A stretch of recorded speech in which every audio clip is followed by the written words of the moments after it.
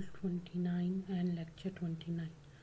ये नोट्स आपके लिए हैंड्स आउट से मॉडिफाई किए गए हैं ताकि आप इजीली इनको लर्न कर सकें और इजीली इनको अंडरस्टैंड कर सकें और अच्छे ग्रेड ले सकें। आज का हमारा टॉपिक है data compression generic techniques. Data compression क्या होता है कि जैसे हमारे पास अगर बहुत बड़ी फाइल है तो हम उसे क्या करते हैं कि हम उसे कंप्रेस कर लेते हैं। कंप्रेस का क्या मतलब है कि हम उसका साइज़ कम कर देते हैं ताकि जब अगर हमने उस फाइल को ट्रांसफ़र करना है तो इजीली वो फास्टली ट्रांसफ़र हो सके एक डिवाइस से दूसरी डिवाइस पे।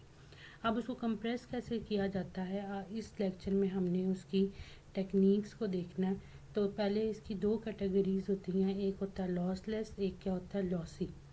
लॉसलेस टेक्निक क्या होती है कि जिसमें आपका जो डाटा जो इंफॉर्मेशन है वो यानी कि डिलीट नहीं होती, वो लॉस नहीं होती, जैसा है आपने डॉक्यूमेंट रेडी किया है वो वैसा ही रहेगा। लेकिन लॉसी में क्या है कि जो आपका जो डाटा है वो डिलीट हो सकता है, ठीक है, ज़्यादा नहीं, मिनिमम सा फ़र्क पड़ता है लेकिन पड़ता है, ठीक है।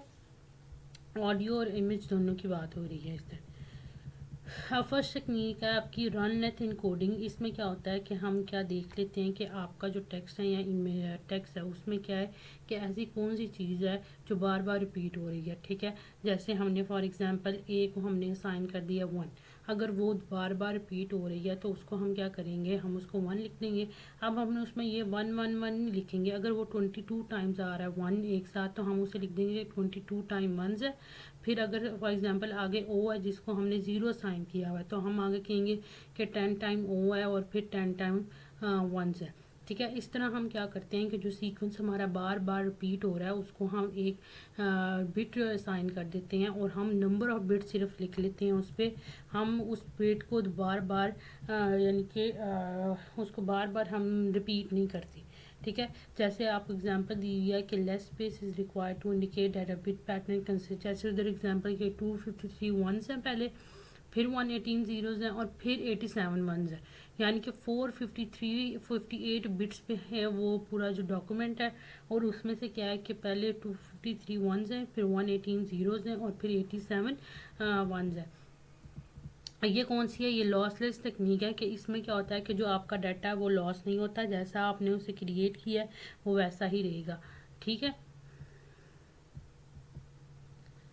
अच्छा, यानी कि इसमें क्या है कि long sequence of same value, अगर सेम वैल्यू बार बार एक लंबे सीक्वेंस में साथ आ रही है, जैसे 7 है, 700 टाइम आ रहा है, तो हम उसे अब ये नहीं करेंगे कि हम 7 को 100 टाइम 7 इंटू 8 मल्टीप्लाई बाई यानी कि हमारी कोई 800 यहाँ पे बिट सिर्फ 7 पे चली जाए, हम उसे नहीं करेंगे। हम सिर्फ उसे बता देंगे कि जो अगर 7 है वो कितना है, वो है हमारा 22 टाइम्स है या 100 टाइम्स है, ठीक है। उसको हम बार बार रिपीट नहीं करेंगे, लिखेंगे नहीं।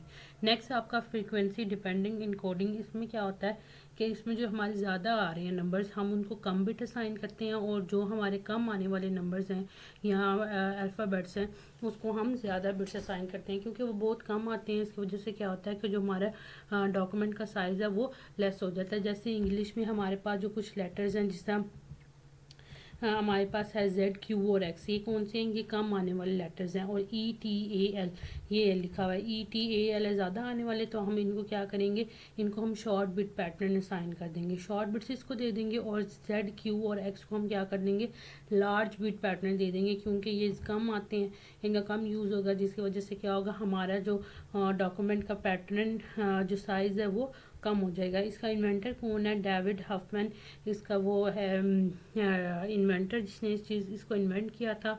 और हम इसको हफमैन कोड से भी इसको जानते हैं, यानी कि इसका नाम जो दूसरा है वो हफमैन कोड है। ये आपसे एमसीक्यूज में भी पूछा जा सकता है या कोई शॉर्ट क्वेश्चन भी आ सकता है, तो आपने इसको याद रखना है। कुछ और टेक्निक्स हैं, ये भी आपकी लॉसलेस टेक्निक्स हैं। इसमें है रिलेटिव डिफरेंशियल इनकोडिंग।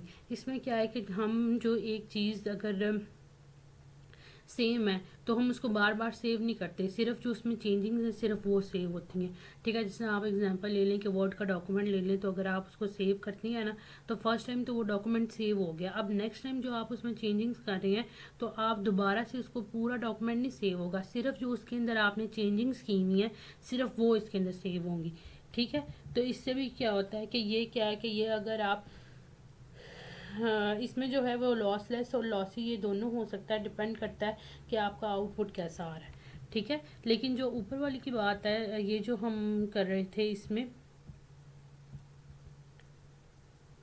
तो ये कौन सी है, ये लॉसलेस टेक्निक है, ठीक है। और नेक्स्ट में सिर्फ इसमें यह है कि जो डिफरेंस है हम उसको सेव करते हैं और जो बाकी है सेम है हम उसको सेव नहीं करते। और आगे है आपका डिक्शनरी इनकोडिंग। डिक्शनरी इनकोडिंग क्या होता है कि इसमें ना हम एक डिक्शनरी बना लेते हैं, ठीक है। यानी कि हम एक डिक्शनरी अपने पास बना लेते हैं, जिस तरह हमारे पास इंग्लिश वर्ड्स की डिक्शनरी होती है ना, उसी तरह हम इससे एक डिक्शनरी बना लेते हैं कि अगर ये पैटर्न आया तो उधर हमने 1 लिखना है, अगर ये पैटर्न आया उसको हमने 0 लिखना है, तो अगर ये पैटर्न आया उधर हमने 3 लिखना है, ये पैटर्न आया तो उधर हमने 4 लिखना है। ये हमारी डिक्शनरी रेडी हो जाती है और जब भी कोई मैसेज हम करते हैं तो हम उसको इसी डिक्शनरी के थ्रू हम उसे कंस्ट्रक्ट करते हैं, ठीक है। और ये क्या है कि अगर टेक्स्ट की बात की जाए तो उसमें ये लॉसलेस है, लेकिन इमेज में ये लॉसी है कि इमेज जो है आपकी उसमें डाटा लॉस हो जाता है और जो टेक्स्ट है उसमें जो डाटा है वो लॉस नहीं होता। इससे आगे आपके पास क्या है, अडॉप्टिव जो डिक्शनरी है, ये पीछे जो है ना उसी की एडवांस है। इसकी क्या डायनेमिक डिक्शनरी, आप दूसरी डिक्शनरी वाली थी पहली वाली, इसको आप चेंज नहीं कर सकते। ये एक दफ़ा आपने बना लिया फिर आपने उस पर ही मैसेज अपना कंस्ट्रक्ट करना है।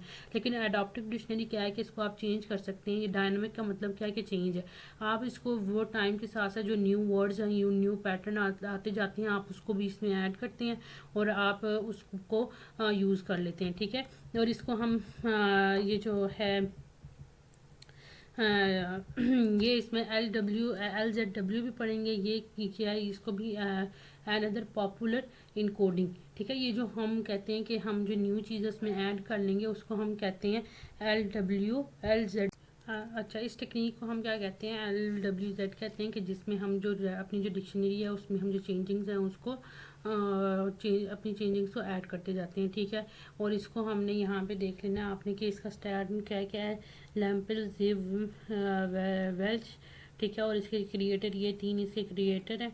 और इसमें क्या है कि start dictionary containing basic building blocks. पहले शुरू में तो वो बेसिक बिल्डिंग ब्लॉक्स हैं जिसमें पिछली डिक्शनरी है वैसी होती है, लेकिन जैसे ही आप उसको न्यू चीज़ें उसमें ला रहे हैं तो आप उसको ऐड करते जाते हैं और जो आपकी डिक्शनरी है वो क्या करती है, इंक्रीज़ करती है टाइम के साथ। आगे आप एग्जांपल देख लेंगे, ये एक पैटर्न दिया हुआ है, ठीक है। ये पैटर्न ऐसे XYX स्पेस XYX स्पेस फिर ये।